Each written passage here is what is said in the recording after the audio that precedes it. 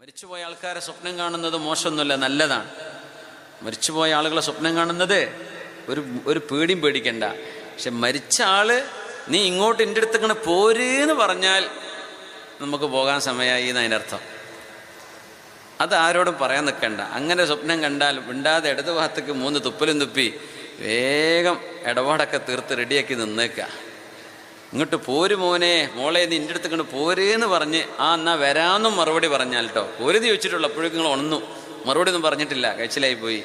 പക്ഷെ ഞാൻ അതാ വരുന്നു എന്ന് മറുപടിയൊക്കെ അവിടെ ഉണ്ടായിട്ടുണ്ടെങ്കിൽ സ്വപ്ന വ്യാഖ്യാനങ്ങളുടെ നേതാവ് അല്ലാമ ഇബ്നു സീരീൻ റഹ്മത്തുള്ളാഹി അലൈഹി പറയാ, അത് ദുനുവി അജൽ അറായി, സ്വപ്നം കണ്ട ആള് മരിക്കാനായി എന്നതിൻ്റെ അടയാളമാണെന്നാണ്. അല്ലാതെ ഇങ്ങനെ മരിച്ചവരെ സ്വപ്നം കണ്ടാൽ ഒരു പേടിയും പേടിക്കേണ്ട ആവശ്യമില്ല.